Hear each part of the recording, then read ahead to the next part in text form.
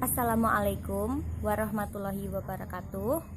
Di sini kami dari kelompok 6 yang beranggotakan saya sendiri, Valentina Adinda Febriani, lalu kedua teman saya, Nur Wahyudin dan Aldama Yulio, akan mempresentasikan bab ilmu tasawuf tentang konsep mahabbah dan ma'rifah.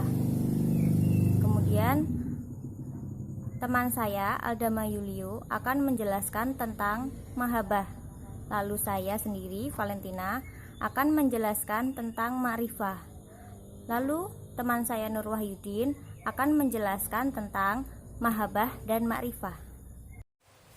Assalamualaikum warahmatullahi wabarakatuh. Saya Aldama Yulio Tirnanda dari kelompok 6 akan mempresentasikan tugas yang berjudul konsep mahabbah dan ma'rifah dalam tasawuf.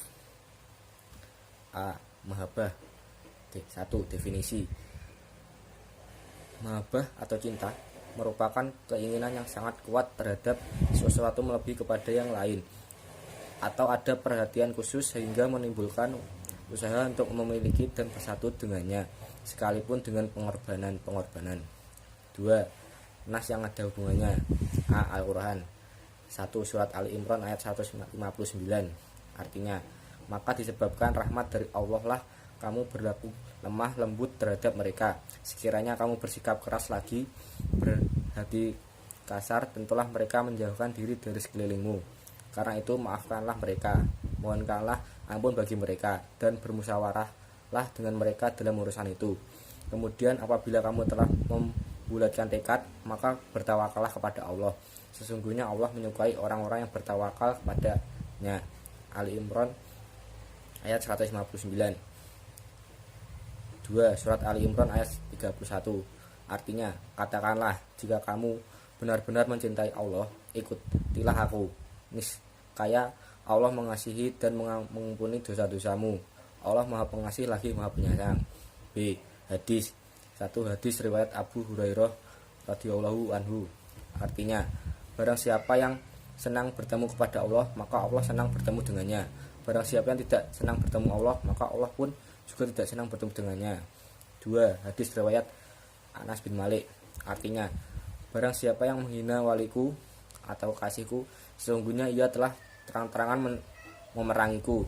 Tidaklah aku ragu-ragu melakukan seperti keraguan ketika mencabut nyawa hambaku yang beriman. Dia benci kematian dan saya tidak mau menyakitinya. Sedangkan kematian itu pasti ada. Tidak ada sesuatu yang paling aku sukai yang bisa mendekatkan hambaku denganku, lebih dari melakukan kewajiban yang aku perintahkan kepadanya, dan senantiasa mendekatiku dengan melaksanakan ibadah-ibadah sunnah sampai aku mencintainya. Dan barang siapa yang telah aku cintai, maka aku mendengar, melihat, menolong, dan mendukungnya. 3. Hakikat. Konsep muhabbah atau cinta kepada Allah adalah salah satu ajaran pokok yang memungkinkan Islam membawa rahmat bagi seluruh isi alam. Cinta pada hakikatnya bukanlah sebutan untuk emosi semata-mata yang hanya dipupuk di dalam batin saja, akan tapi ia adalah cinta yang memiliki kecenderungan pada kegiatan nyata sekaligus menjadi sumber keutamaan moral. 4. Tujuan. Al-muhabbah dapat berarti kecenderungan pada sesuatu yang sedang berjalan dengan tujuan untuk memperoleh kebutuhan yang bersifat material maupun spiritual, seperti cintanya seseorang yang kasmaran pada sesuatu yang dicintainya.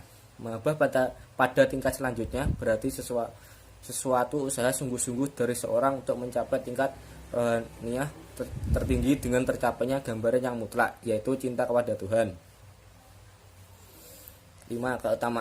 Keutamaan mahabbah dijelaskan Rasul dan dalam hadisnya.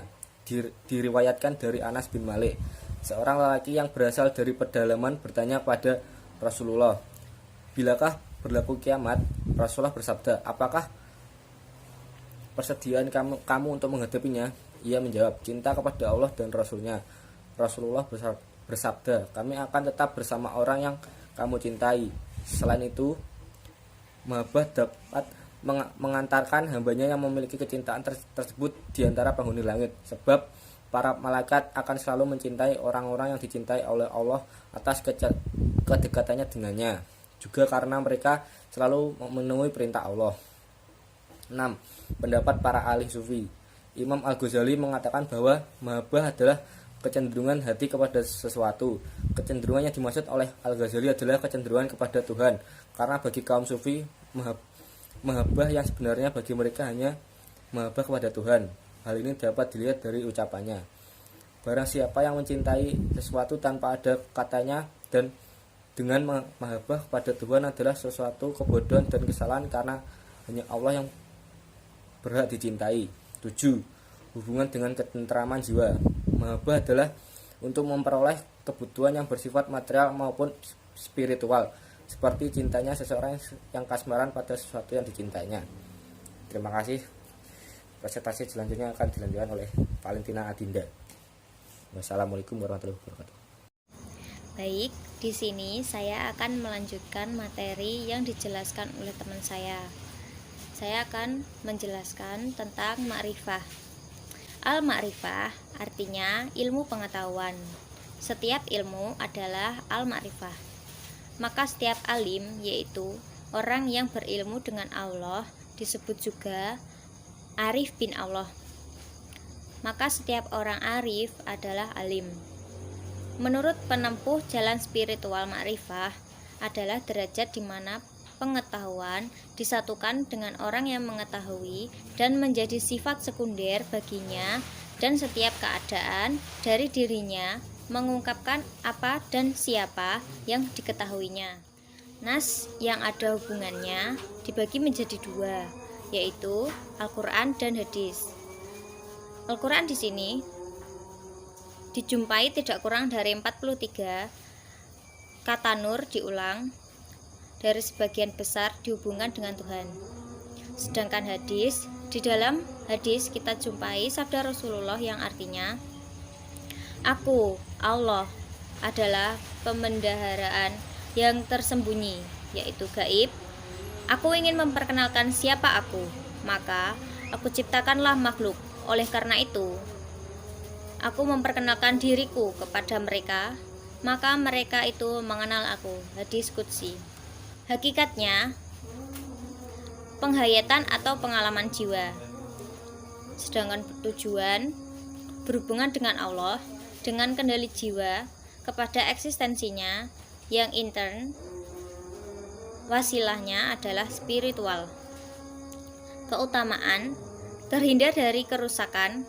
Ketika mati akan diberi kebaikan oleh Allah menurut bilangan makhluk. Pendapat para sufi dijadikannya sebagai makomat atau station yang harus disinggahi oleh seorang solik, seorang yang berjalan kepada Allah Subhanahu wa Ta'ala. Hubungan dengan ketentraman jiwa dapat menjadi pondasi dan komitmen pokok yang harus dihayati dan diperhatikan oleh setiap orang muslim. Sekian, terima kasih. Assalamualaikum warahmatullahi wabarakatuh. Nama saya Nur Wahyudin. Saya dari kelompok 6. Oke, di sini saya akan melanjutkan materi penjelasan dari teman-teman saya tadi. Mahabbah berarti kecenderungan kepada sesuatu yang dia inginkan. Mahabbah pada tingkat selanjutnya adalah suatu keinginan yang dilakukan dengan sungguh-sungguh dari seseorang yang ingin untuk mencapai ke tingkat rohaniyah tertinggi. Dengan tercapainya kerohanian itu dengan cara yang mutlak, yaitu kecintaannya terhadap Tuhan yang Maha Kuasa. Sedangkan makrifah adalah pengetahuan yang objeknya bukan pada hal-hal yang bersifat zahir, tetapi lebih mendalam lagi, yakni bersifat batiniah.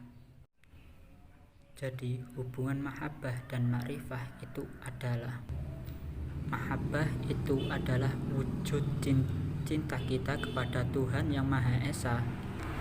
Dengan cara cinta kita kepada Tuhan yang Maha Esa itu akan menjadikan sebuah wujud kemakrifatan Tuhan tersebut.